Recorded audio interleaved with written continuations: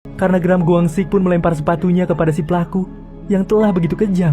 Lalu Shin pun beralih ke rumah sakit, memperlihatkan seorang psikiater tengah melakukan pendekatan dengan beberapa karakter kartu kokomong kesukaan Sowon. Di sana Sowon yang mulai tersenyum dan menyukai apa yang ia lihat seketika membuat ia kembali menjadi anak periang.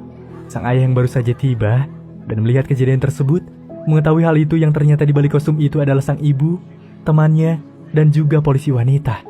Hal itu sontak membuat sang ayah tersadar untuk membuat anaknya tertawa. Ia pun harus mencoba memakai kostum tersebut. Setelah mereka selesai melakukan pendekatan, Donghon yang diberikan pinjam kostum oleh sang penyewa bergegas menuju ke kamar sang anak memakai kostum kokomong. Sowon yang melihat itu pun tampak senang melihat karakter kartun itu bisa kembali ke hadapannya. Walau Sowon tidak mengetahui bahwa di balik itu ada sang ayah yang berusaha membuatnya kembali tersenyum. Berkat usahanya itu, membuat sang ayah kini bisa mengobrol bersama Sowon lewat tulisan dan berhasil memeluk sang putri tercinta. Lalu seketika Mia yang tiba-tiba masuk, disertai dengan Donghon yang bersembunyi di kamar mandi. Hari demi hari berlangsung, Sowon terus saja diberikan penyuluhan oleh sang psikiater anak itu, sampai akhirnya Sowon ingin kembali buka suara tentang apa yang ia hadapi. Ia pun menceritakan bahwa dirinya ingin sekali kembali ke sekolah, namun ia kembali mengurungkan niatnya karena Sowon merasa malu dengan teman-temannya dan takut jadi bahan bulian nanti. Sowon pun bercerita kenapa dia memberikan payung kepada si pelaku karena dirinya merasa kasihan melihat si pelaku yang sudah rentan kehujanan. Lalu Yongsuk dan teman-teman Sowon yang lain kini berbondong-bondong menempelkan kertas yang berisi penyemangat untuk bahan dukungan kepada Sowon di depan pintu toko ibunya. Bahkan orang tua dari teman-teman Sowon mengumpulkan sejumlah dana bantuan untuk membantu masalah Sowon dan kedua orang tuanya. Sang ayah pun selalu memantau keadaan anaknya dengan menggunakan kostum kokomong karena kejadian kemarin yang membuat sang anak enggan bertemu dengan dirinya. Kemudian, ketika waktu demi waktu berlalu, keadaan Sowon yang mulai membaik dan pihak rumah sakit mengizinkan Sowon untuk pulang ke rumah. Sang ayah pun sudah meminjamkan mobil kepada sang teman untuk memberikan jemputan dan segera pergi dari rumah sakit tersebut. Di tengah perjalanan, Sowon yang tidak sengaja melihat tempat kejadian itu membuat Sowon kembali gelisah. Hal itu dengan segera langsung ditenangkan oleh sang ibu. Sesampainya di rumah, Sowon melihat banyak kertas yang menempel di depan rumah berasal dari teman-temannya. Sowon yang merasa tidak percaya mendapati hal tersebut, disusul dengan sang ayah yang tengah mengambil beberapa tempelan kertas itu. Dan tiba-tiba, Yongsuk kini datang menghampiri Donghon, lalu ia menangis menyesal. Karena saat kejadian buruk kepada Sowon, dia tak berangkat bersama Sowon ke sekolah. Di waktu bersamaan, terlihat Sowon tengah membaca satu persatu surat dari teman-temannya yang mengajak Sowon untuk kembali bersekolah. Dengan membaca surat-surat itu, membuat Sowon mulai memberanikan diri untuk kembali ke sekolah. Sowon yang tengah bersiap-siap dengan kantong pencernaan yang kini menghiasi perutnya, mulai ditemani oleh 4 temannya di belakang dan diantar oleh ibu dari Yongsuk karena ia belum bisa melakukan kontak fisik dengan teman-teman prianya itu. Lalu di tengah perjalanan, Sowon tampak diserang kegelisahan kembali karena melihat sebuah gang di mana gang tersebut tepat sewaktu kejadian berlangsung. Tanpa ia sadari, tiba-tiba sang ayah pun membututinya dari belakang dengan menggunakan kostum kokomong. Hal itu pun dengan sesaat membuat ia pun kembali tersenyum dan dengan semangat untuk melanjutkan kembali perjalanannya. Setiap harinya pun, sang ayah yang ingin membalaskan rasa bersalahnya masih selalu menggunakan kostum kokomong untuk bisa menyemangati di mana ia berada. Lalu, sang ayah pun meminta kepada pihak sekolah untuk memperhatikan Sowon lebih dari biasanya. Ia pun mengatakan bahwa Sowon harus menghindari guru pria untuk tidak melakukan kontak fisik terlebih dahulu dengan Sowon. Malam harinya pun, Donghon kini tengah mengambil sebuah permen di tokonya. Lalu ia memasukkan permen itu ke sebuah tas kecil milik Sowon. Setelah itu, ia langsung menyimpan tas kecil itu ke dekat Sowon yang tengah tertidur. Lalu keesokan harinya, Sowon beserta ibunya yang akan bergegas menuju ke rumah psikiater. Sesampainya di sana terlihat Sowon sedang bermain-main bersama anjing-anjing yang berada di sana. Dan di balik riangnya bermain, sang ibu beserta psikiater tengah berbincang mengenai keadaan Sowon dan juga sang suami. Karena berkat itu, Sowon merasa trauma melihat ayahnya.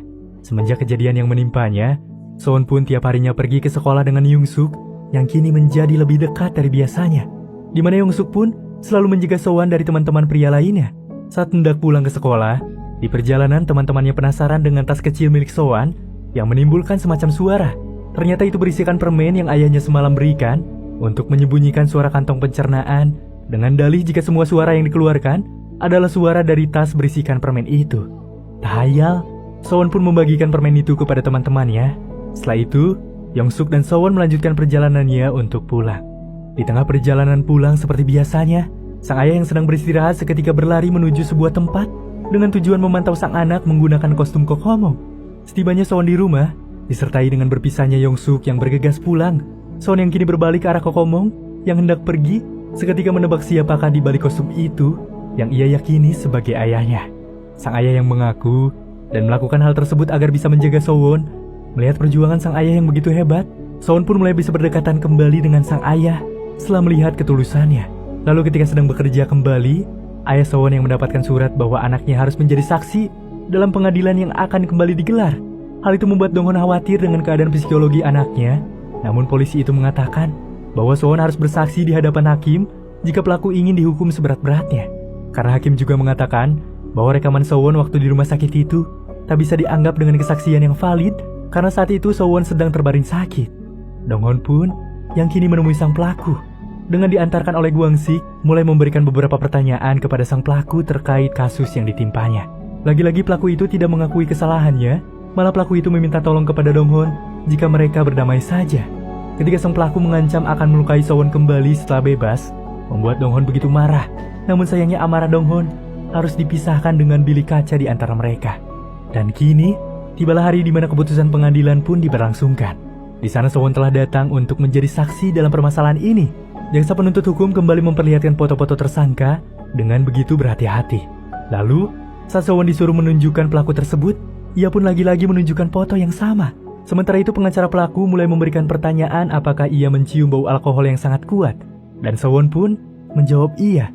Setelah itu sang pelaku yang dibawa kembali ke persidangan, lagi-lagi pelaku mengatakan hal yang sama, bahwa ia tidak mengingat kejadian itu. Dengan berkas yang dibawa dari pengacara pelaku, sang pengacara pun memberikan adanya bukti jika sang pelaku memiliki kecanduan terhadap alkohol, yang sekaligus membela jika mungkin ia tidak menggunakan alkohol, mungkin tidak akan melakukan hal itu. Penggunaan alkohol kepada sang pelaku, hal itu juga disetujui oleh sang pelaku yang bersikukuh jika dirinya tidak bersalah, karena waktu itu ia sedang dalam keadaan mabuk dan tidaklah sadar. Mengetahui hal itu, membuat semua ruangan pengadilan begitu tegang ketika sang hakim memutuskan masa hukuman yang akan memenjarakan sang pelaku selama 12 tahun saja. Mendengar hal itu, semua orang yang berada di sana tampak begitu kecewa dan sangat tidak terima akan keputusan sang hakim. Sang ibu yang kini melakukan protes besar akan hukuman yang tidak begitu masuk akal, disertai dengan tanggapan Guangxi yang ikut membantu jika keputusan sang hakim adalah kesalahan besar. Pada dasarnya hal memabukkan adalah perbuatan sendiri yang mestinya harus dipertanggungjawabkan. Namun, mau bagaimanapun lagi, keputusan tetaplah keputusan. Hanya saja apa yang sudah Sewon rasakan begitu berbanding terbalik dengan keadilan. Seluruh saksi di persidangan begitu mempertanyakan dan sangat tidak percaya.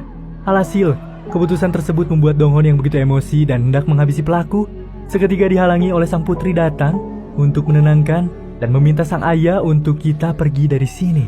Seketika, suasana pun pecah menjadi kesedihan yang tidak ada bandingkan. Sang ayah pun yang mulai sadar langsung membawa anaknya keluar dari ruang persidangan. Hal tersebut membuat di dalam persidangan dipenuhi dengan air mata ketidakadilan. Lalu setelah beberapa bulan kejadian mengerikan itu terjadi, ibu Sewon pun yang melahirkan adik Sewon membuat Sewon tampak bersemangat akan apa yang sudah ia rasakan. Sewon yang kembali beraktivitas di sekolah seperti biasa, selalu bergegas pulang setelah istirahat kedua. Hal itu dikarenakan kondisi fisiknya tidak lagi normal dan harus mengganti kantung pencernaannya. Lalu setelah sampai di rumah, tampak sang ayah sedang bersantai menonton bola, diiringi dengan Sewon yang segera melihat adiknya dengan senyuman yang tampak bahagia. Hingga film Hope tahun 2013 pun ini selesai.